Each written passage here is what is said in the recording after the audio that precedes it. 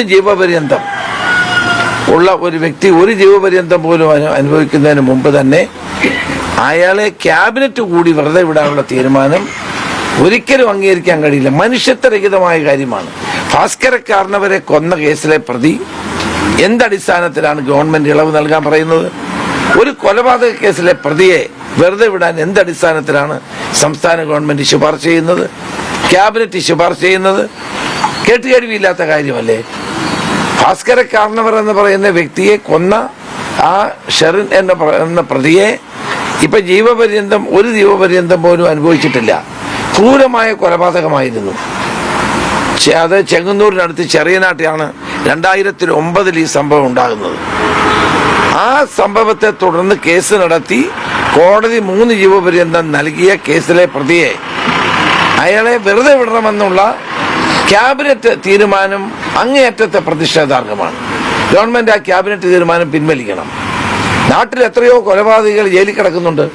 അവർക്കെല്ലാം വിടുതൽ നൽകാനാണോ സർക്കാർ ഇവിടെ ഉള്ളത്?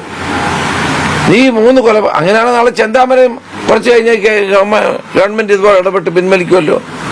ജീവപര്യന്തം തടവുകാരായി ഉള്ള പ്രതികളെ മുഴുവൻ ക്യാബിനറ്റ് കൂടി വെറുതെ വിടണമെന്ന് പറയുന്നത് എന്തടിസ്ഥാനത്തിലാണ്?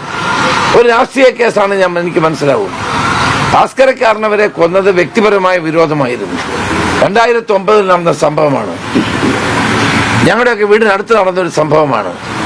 ആ പ്രതിയെ ഒരു കാരണവുമില്ലാതെ ആരുടെ ശുപാർശയിലാണ് ഇത് ചെയ്തതെന്ന് മുഖ്യമന്ത്രി വ്യക്തമാക്കണം.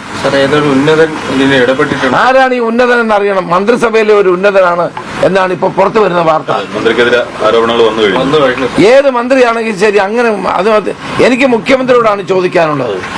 ഏത് മന്ത്രി പറഞ്ഞാലും മുഖ്യമന്ത്രിയുടെ അനുവാദമില്ലാതെ ക്യാബിനറ്റിൽ അത് പ്ലേസ് ചെയ്യാൻ കഴിയില്ല. അപ്പൊ ആഭ്യന്തര വകുപ്പിന്റെയും ജയിൽ വകുപ്പിന്റെയും ചുമതല വഹിക്കുന്ന മുഖ്യമന്ത്രിയാണ് ഒന്നാമത്തെ പ്രതി. നിഷ്ഠൂരമായ നിലയിൽ, എന്റെ വീടിനടുത്താണ് ഈ സംഭവം, നിഷ്ഠൂരമായ നിലയിലാണ് ഭാസ്കര കാർണവരെ കൊന്നത്. ആ പ്രതിക്ക് 3 ജീവപര്യന്തം കിട്ടിയിട്ട് ആ സ്ത്രീയെ പുറത്തുവിടണമെന്ന് പറഞ്ഞാൽ എന്തടിസ്ഥാനത്തിലില്ല. തന്നെയുമല്ല, അവർക്ക് എന്നും പരോള് കിട്ടുമായിരുന്നു. ഏറ്റവും കൂടുതൽ പരോള് കിട്ടിയ ഒരാളാണിത്. ഈ സ്ത്രീക്ക് എങ്ങനെയാണ് ഇവർക്ക് ഇത്രയും പരോള് കിട്ടിയത്? ഈ ഉന്നതനായ ആളാരാണ്? ഈ ഉന്നതൻ മന്ത്രിസഭയിലെ അംഗമാണെങ്കിൽ അത് പുറത്തു വരണം. അതുകൊണ്ട് ഒരു കാരണവശാലും ഇത് അനുവാദം കൊടുക്കരുതെന്ന് ഞാൻ ഗവർണറോട് ആവശ്യപ്പെടും. ഇത് ഞങ്ങളുടെ നാട്ടിൽ നടന്ന ഏറ്റവും വലിയ നിഷ്ഠൂരമായ ഒരു കൊലപാതകമാണ്. ഇതൊരിക്കലും അംഗീകരിക്കാൻ കഴിയില്ല. ഇതിന് മറുപടി കേരളത്തിന്റെ മുഖ്യമന്ത്രി പറയണം. നാളെ ഈ ചെന്താമരയ്ക്ക് ഇതുപോലെ ആരെങ്കിലും സമ്മർദ്ദം ചെലുത്തി അയാള് പുറത്തു കൊണ്ടിരുന്നില്ല എന്ന് എന്താണ് നമുക്ക് എന്താണ് സംഭവിക്കാൻ പോകുന്നത് നമുക്ക് എങ്ങനെ അറിയാൻ പറ്റും?